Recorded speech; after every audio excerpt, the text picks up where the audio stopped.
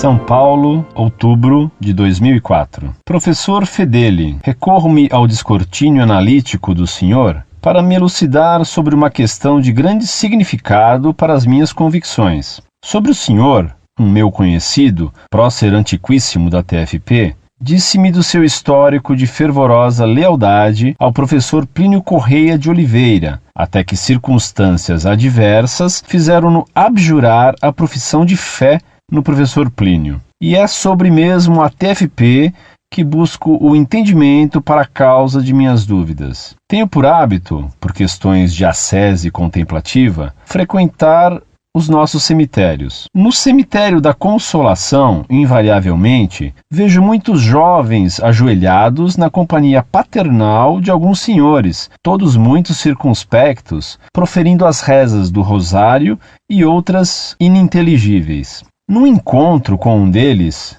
perguntei quanto ao senhor, argumentando com o pouco de referências que tinha. Não me senti muito à vontade com o destampatório que se sucedeu, e nem me interessa seu conteúdo. Mas meu interesse se dá quanto à legitimidade teológica, filosófica e bíblica desse comportamento, dito de adoração ao praticamente santo professor Plínio e à senhora sua mãe, bem-aventurada. Na sapiência que lhe é peculiar, como o senhor considera esta prática à luz do imperativo cristocentrismo? Como o senhor também assim procedeu, isso na versão de um dos senhores lá presentes, e não só, mas liderando grupos para o exercício de aprofundamento à adoração ao, entre aspas, piíssimo professor Plínio e sua mãe, e sendo o senhor, ainda conforme meu interlocutor, o responsável pelas práticas devocionais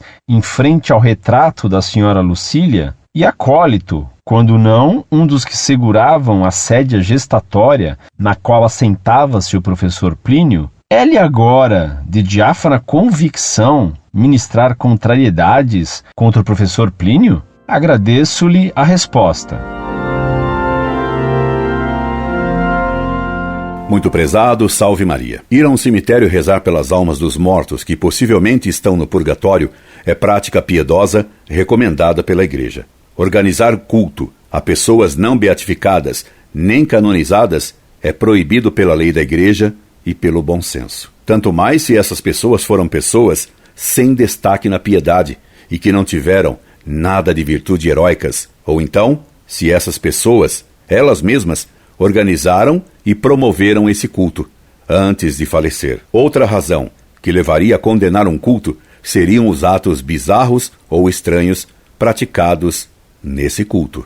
Dr. Plínio incitava seus devotos a irem ao túmulo da mãe dele e elogiava o fato de que eles recolhessem lá as pétalas de rosas do túmulo para fazerem chás de rosas sepulcrais, e que, no mínimo, era um tanto fúnebre e de um mau gosto incrível, próprio de um culto fanático. Ora, enquanto ele estava vivo, à noite, seus fanáticos, quando engraxavam as botinas do profeta, colocavam pétalas de rosa do túmulo da mãe dele dentro dos sapatos dele, e no dia seguinte, depois que ele as pisar durante 24 horas e as umedecer com seu suor profético, eles a recolhiam e as cultuavam como relíquias. Não sei se com elas faziam também chás, mas se o fizessem, não seria nada surpreendente. Perdoe-me o prosaísmo, mas a situação exige externar o ridículo desse ato e desse culto. Pode-se imaginar que horror de chá é o de flores de túmulo, flores pisadas em sapatos e condimentadas com suor dos pés, faziam o mesmo com seus pochetes, seus restos de sabonete, etc. e etc.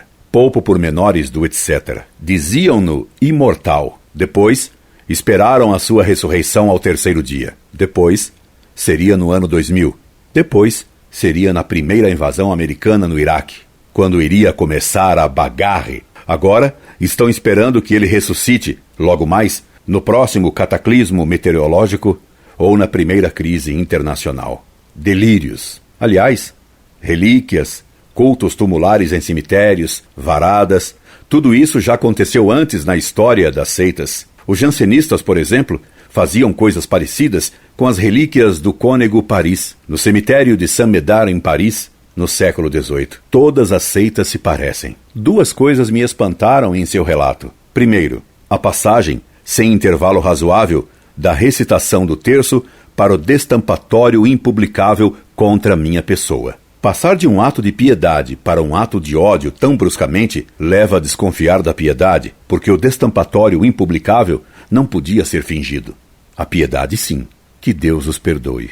Segundo, o cinismo dessas pessoas ao dizerem, sem a menor cerimônia, que eu, liderando grupos para o exercício de aprofundamento à adoração ao piíssimo professor Plínio e sua mãe, e sendo, ainda conforme meu interlocutor, o senhor, o responsável pelas devocionais em frente ao retrato da senhora Lucília, e acólito, quando não, um dos que seguravam a sédia gestatória na qual assentava-se o professor Plínio.